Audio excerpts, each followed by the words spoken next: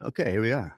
Paulogia came here today. What got you started in doing the YouTube thing? So I've been doing video work as purely as a hobby, but for most of my life, I'm old enough to have been doing editing on Avids where it would actually be physically rewinding videos. Not for very long, but I remember doing that. And then, but it hasn't been my main job. But obviously, I got into it a couple years ago with a friend of mine. We actually had a separate channel called Fractal that we do a lot of comic and movie related stuff. And I really was enjoying that. And I was pouring my theological and science type stuff into a blog. And again, it was writing is one of my passions. But again, it's a very tiny audience that a blog reaches. And I just felt like there seemed to be a bit of a hole on the YouTube community. It felt like of people actually addressing young Earth creation claims. Yeah.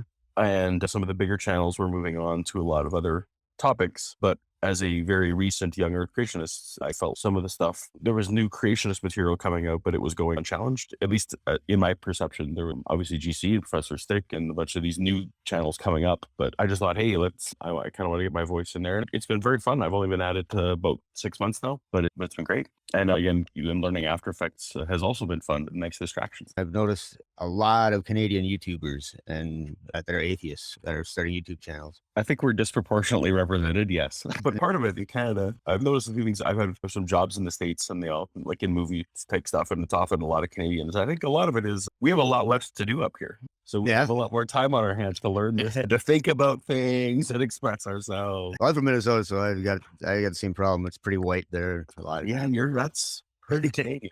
It's cold. I haven't share the accent except for the A. In No, terms of here's your last question though, I actually when I started, I did not care one iota what the skeptic community was going to think of me. In my head, I hadn't planned that far ahead of what skeptics might think. My passion is really to make videos that a theist might watch. yeah. And so I actually hadn't put that into a game plan or whatever. But I've been very fortunate that a lot of people have reached out to me and championing it when I was back in the double digits of subscribers. And Logic tweeted me out one time, which really helped. I remember seeing that.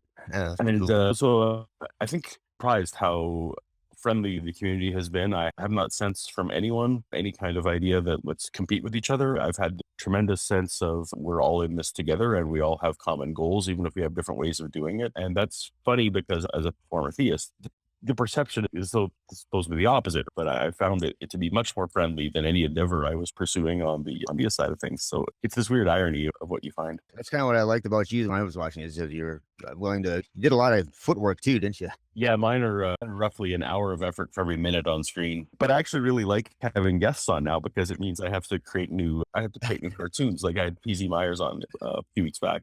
And it's so much fun / pressure. So it's, oh man, you have to draw this quasi famous person and animate them in a way they like. So anyway, it keeps it fresh. I hadn't planned to do collabs either. It just sometimes happens that way. Partially, that's why whenever I have anyone on, I always say I might edit you. That's why I have edited everyone. I also try to keep my show to a certain length, partially because it's so much animation effort. It's actually easier to appear in someone else's video than have them appear in yours. I feel like YouTube, kind of like blogging though, the way most of us do it is an isolated thing. And everyone I've met is, despite the fact that we put ourselves out on screen, we are introverts. And if we were at a party, like I look at the VidCon footage and I'm like, that doesn't seem to actually represent what I think most YouTubers do.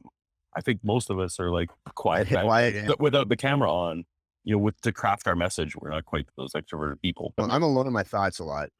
I know that. But I do talk to people, but most of the time I'm alone. Absolutely. And late at night, waiting for renders and there's no glamour. And that might have been a terrible choice. I may go Bible Reloaded someday. Great. But what's I I got? guess if you have 100,000 subscribers, you can go ahead and do that.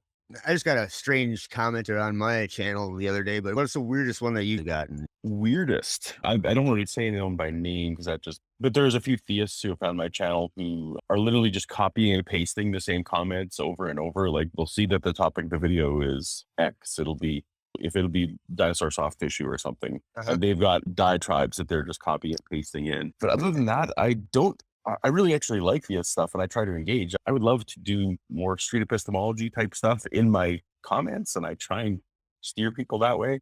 But no, I can't say I've had any wacky comments. I find that theists, and I know this from the other side of the fence, really respond to tone much more than the information. Yeah.